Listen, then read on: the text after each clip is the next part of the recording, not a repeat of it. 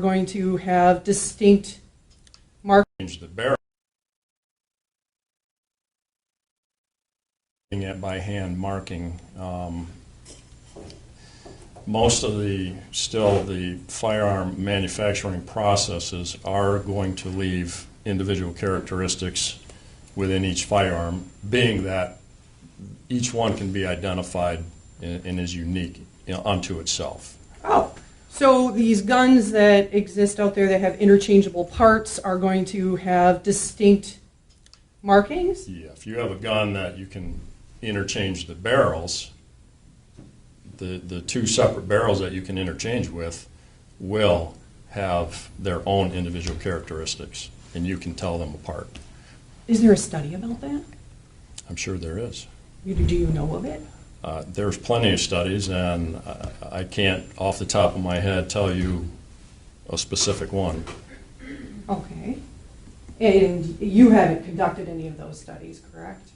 I've taken part in those studies where I've looked at ammunition fired from consecutively manufactured firearms and have been able to identify which piece of evidence was fired from which barrel or which firearm. And how long ago was that?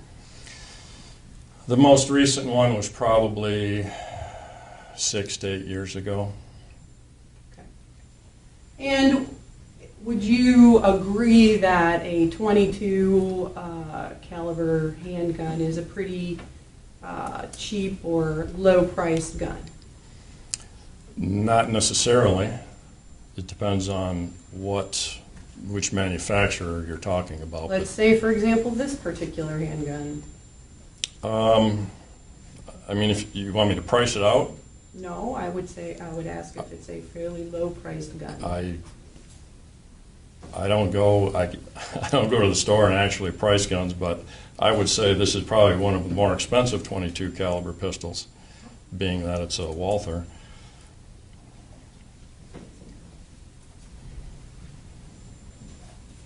Has there been any review of your report by a second examiner? Yes. And who would that be? Sergeant John Wickwire. And did he offer a report as well? No.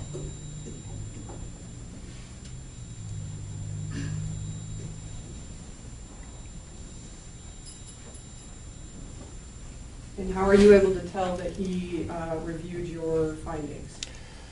Within our casework documentation, we have a microscope worksheet, and the seconding examiner always dates and initials that and states if they agree with the identification or not, and he has signed and dated that.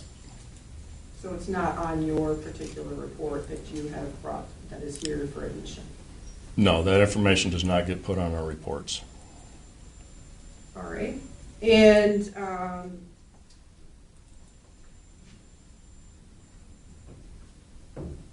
it's fair to say that you cannot exclude another gun from having fired those? I can exclude all other guns as having fired those because I've identified this firearm. Once you make an identification, then you can exclude all other firearms. Did you take photographs of the casings? Yes. That you examined? Yes. And have those been provided to the prosecutor? I'm not sure if they were or not. I don't remember. I can say no. I don't have them. Have they been provided to law enforcement agencies investigating? No, we don't provide that information unless they ask, and I don't believe they've asked. Okay. You don't have those here? I do have them here. Okay.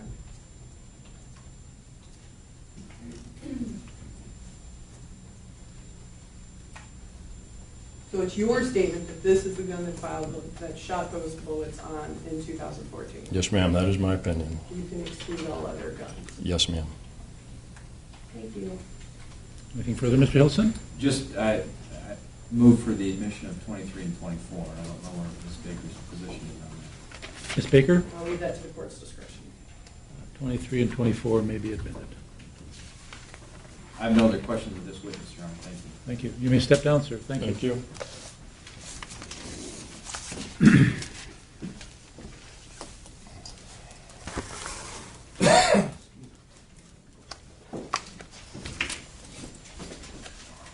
My last witness, Your Honor, is Detective Sergeant Chris Prevet.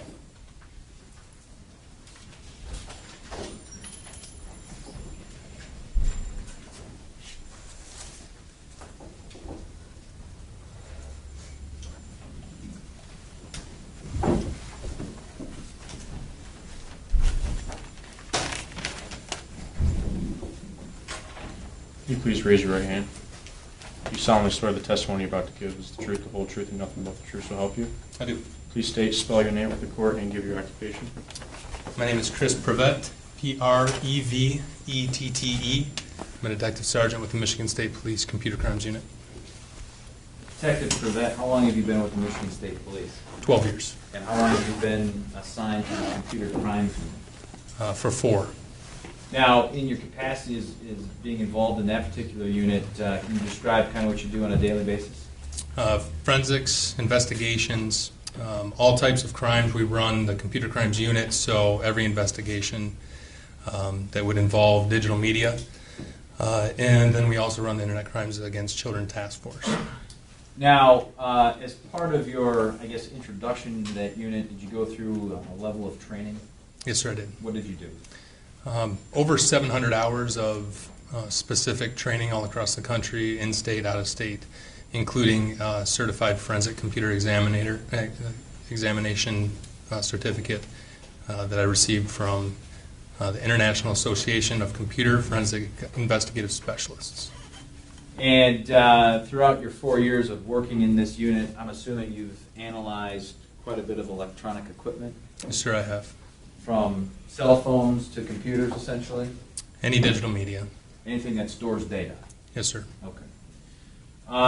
And is this the only thing that you do every day, all day? We do forensics. We also do investigations where we go out into the field and make contact as well, search warrants. Well, I guess as you said that, let's talk about that. Back on May 17th of this year, were you and some of the members of your team asked to join multiple agencies in a search warrant? Yes, sir.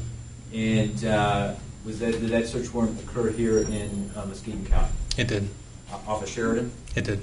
Were you aware of one of the residents or who might live at that particular, or I guess were you made aware of who might live at that particular location? Yes, our team was briefed prior to. All right. That being Jeffrey Willis? Yes, sir. Now, the purpose of you joining the other law enforcement members was what?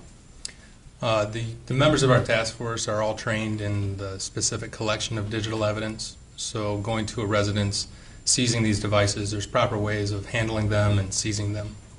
All right. And so you were there. I mean, let me ask you this. Did you also, were you there to perform any kind of on-the-spot forensic, or was it just a matter of making sure that things were collected and preserved correctly? Both of those things. Now, when you were at Mr. Willis's residence on Sheridan, did you collect any electronic mediums? Yes, sir. And did you? I'm not going to worry about any on-site inspection, but did all that end up at your lab, I guess, at your office? Through coordinating with property, the seizing property officer, we did get multiple items submitted to our office for examination. And just could you kind of tell us what we're talking about here? In this particular case, the Muskegon County Sheriff's Department was a seizing agency for the items that were found. They were logged, return and tabulation was completed. I was present for that. Once that was logged, we did take possession of several items, returned them to our office, and began examinations on those devices. And specifically, do you recall what types of devices? There were computers, thumb drives, external media, hard drives. And I'm assuming, and you can correct me if I'm wrong, have you completed your examination of all those items, or is that still ongoing? The forensic process continues for a long duration of time, so it is an ongoing process. Now, in the things that you took and have been able to analyze forensically, were you able to connect them to Mr. Willis? Yes, sir. How? There was a computer tower that was had documents, images, videos, along with a external hard drive that was found through the registry information, was found to be connected to that computer. That device also contained videos, pictures, family items, documents that had specific metadata inside of them that led us to show, or the data showed us that Mr. Willis was the owner. Okay. In particular, did you discover anything disturbing? There were a lot of disturbing files that were located. Did you discover any necrophilia? Yes, sir. And could you describe to the court what that is, please? Videos that were found depicting this activity, necrophilia, being defined having sexual relations with a deceased individual. And I mean, we talking one image, two images, how many? Thousands. How about what I think you described as kidnap and kill videos? What is that? There's videos that are found on that specific device, and that specific device being a Western Digital hard drive, depicted individuals pulling up alongside of a female on the side of the road. When they approached her, that female took off running into a field. Once into the field, they chase after her, attack her, sexually assault her. There's other videos found that are depicting the same thing, where at the end of them, they murder. They show this in a acting way, and we also found videos that show this that are not acted. Real life. They're real life. Did you find any file or anything with Rebekah Bletsch's name on it? We found a file structure on the external hard drive that had a folder in it called, the folder was called VIX. V-I-C-S? Correct. All right. I'm sorry, VIC? S. VIX. Okay. Inside of the VIX folder was a subfolder that was titled RSB, and phonetically that's Robert, Sam, and B for Bravo. And RS, besides phonetically what you've described, RSB happens to be the initials of whom? Rebekah Sue Bletsch.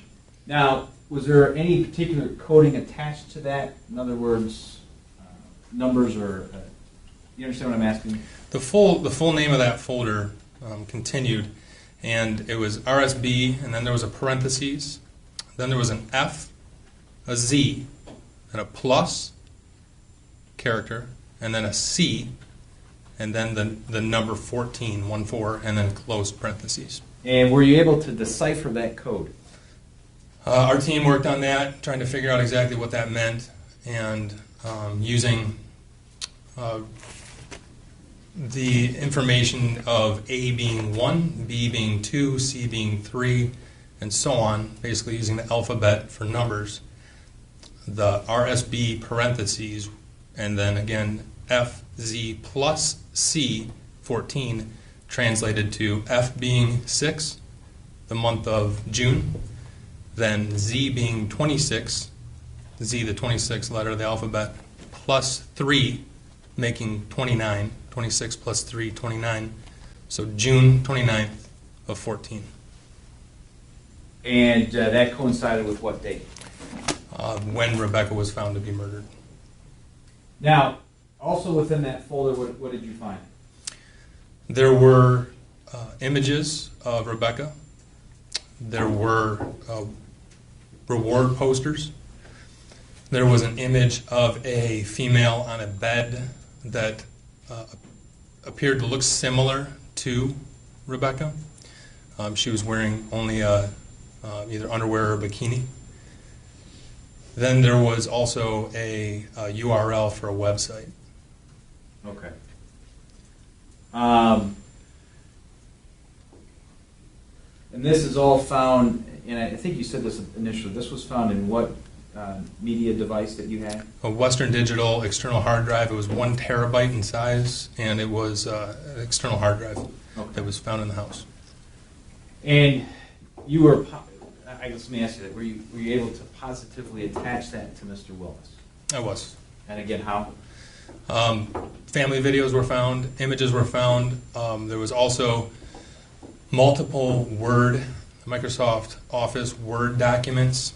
The metadata inside of those documents, when set up, Microsoft Word was titled Willis World, being the author of that data. Also, that device was plugged into the main computer in the bedroom, which was an Asus. On that device, the username was owner, and there was also his resume, multiple other documents that showed ownership of these devices. All right, fair enough. Thank you. I have nothing further to this witness, Judge. Baker?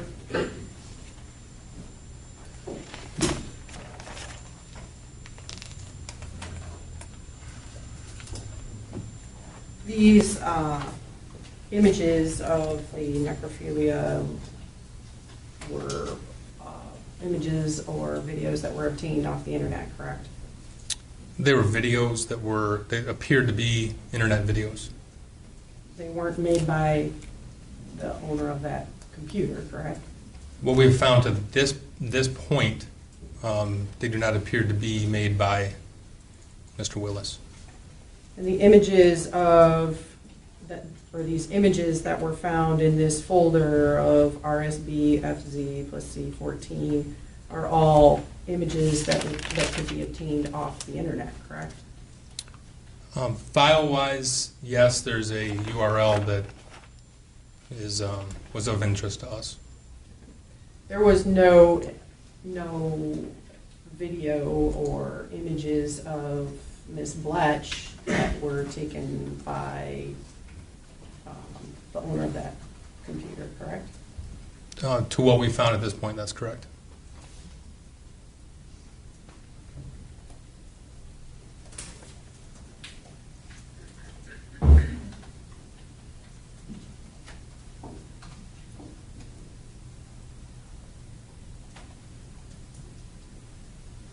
Are you saying that you're still looking into that?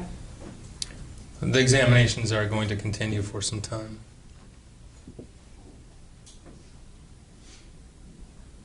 So as of this time, you have no indication that there were any pictures taken of Ms. Bletsch by Mr. Willis put onto that computer? The files were created by the user. The pictures were not taken by Mr. Willis. All right. So there's no video of Mr. Willis or anyone, let's say, killing Ms. Bletsch? Not that we found at this point.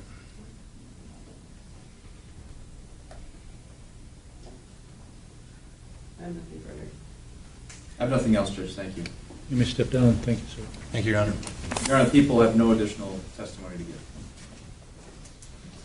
Any evidence you wish to present at this point, Ms. Baker? Your Honor, we have no evidence to present at this stage of the proceedings. Your motion or your request is to bind over on the charges as written? Yes, sir.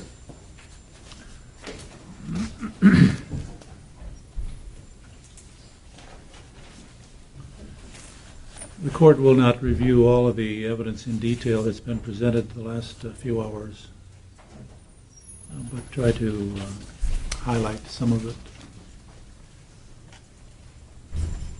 The defendant in this case is charged in count 1 with statutory form of murder, open murder, in legal terms, of Rebekah Bletsch on June 29, 2014. And he is also charged with committing a felony while in possession of a firearm. The testimony is that on June 29, within Muskegon County, out on a road called Automobile Road, the police responded to what I believe was described as first being a pedestrian in the roadway that was injured.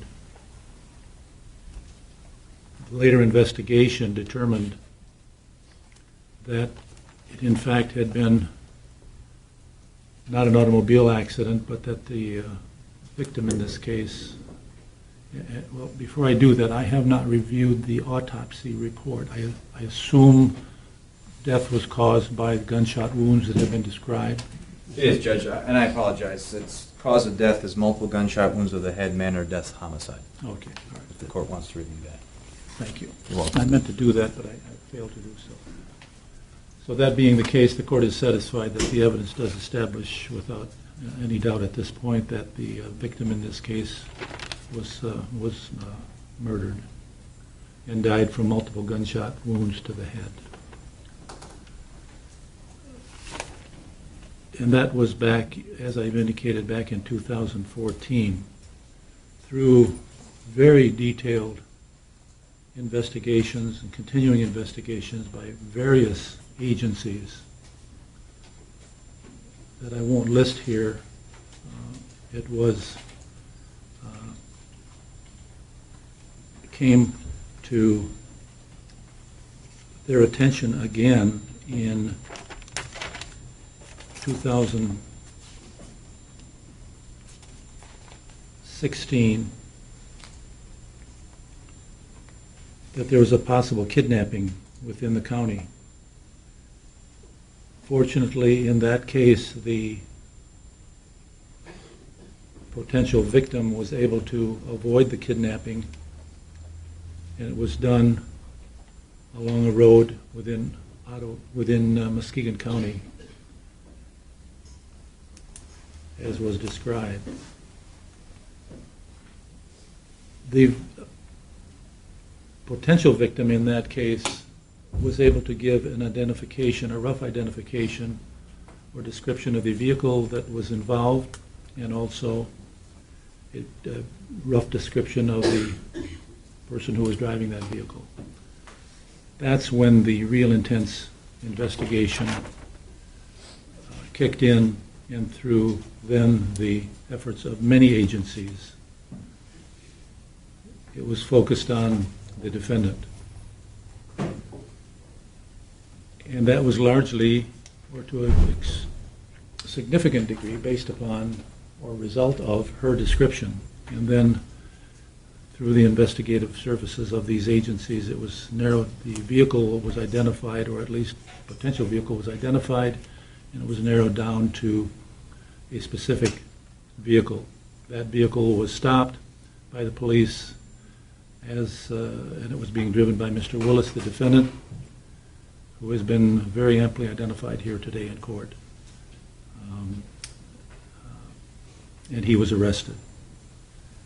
In the vehicle, after it was impounded as a result of search warrants, a number of extremely significant and convincing items of evidence were found, including a .22 caliber pistol, which has been identified as the murder weapon in this case. And that is based upon particularly the forensic evidence of the ballistics firearms expert. Other evidence that is convincing to the court is the other items that were found in the vehicle, and more recently the last testimony, or more recent testimony of the computer specialist from the county, or I mean from the state, who was able to receive information through digital media that was contained in computer or electronic equipment, which has been identified as being that of the defendant, which included a file entitled VICS, VICS, and images of Rebekah, and identifying a date which just happens to be the date that she was murdered. Without going into a lot more detail, the very disturbing detail, I find that there is sufficient evidence certainly to determine that a crime was committed and reasonable cause to believe that the defendant did commit that crime. So for those reasons, The court will bind the case over to Circuit Court of Muskegon for further proceedings. The defendant is being held without bond and will continue to be held without bond unless further ordered by another judge. So we'll be in recess at this point unless there's something further. Anything further, Ms. Baker? Your Honor, I think that they wanted to address there's a couple of other cases. Yes, let's clear the courtroom first and then we can do that.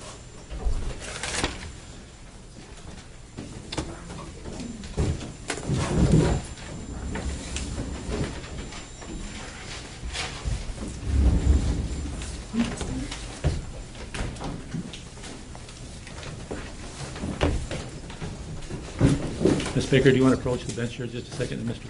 Wilson, come on up here.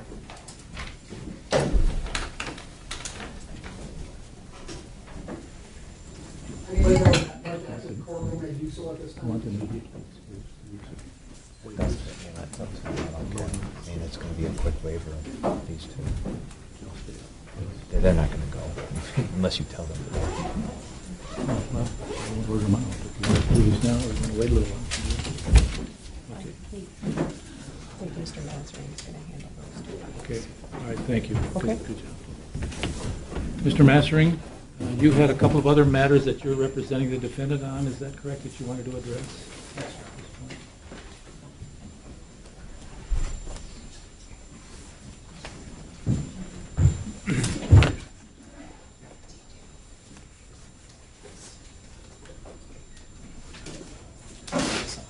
Sorry? Okay.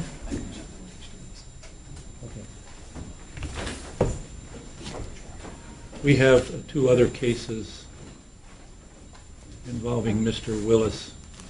Case number 16177-596FY is a case in which he is charged with count 1, child sexually abusive activity, count 2, the same offense, count 3, the same offense, count 4, using computers to commit a crime,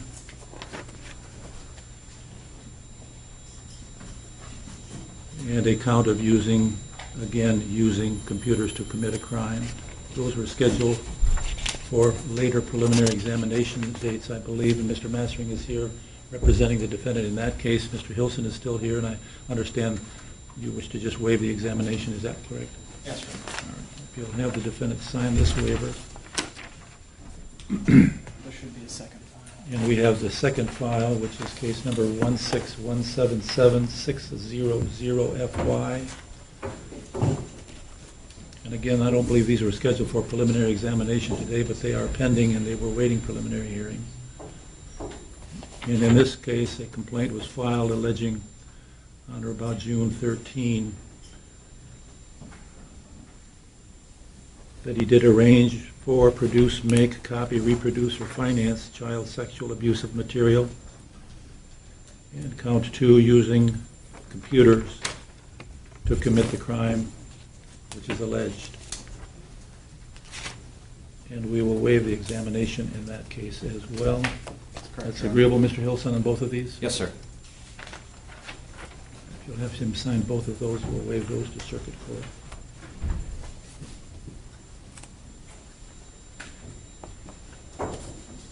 And the record may reflect that the waiver in both of those cases waivers are being signed by the defendant and by Mr. Massering. Those cases will be bound over to circuit court also.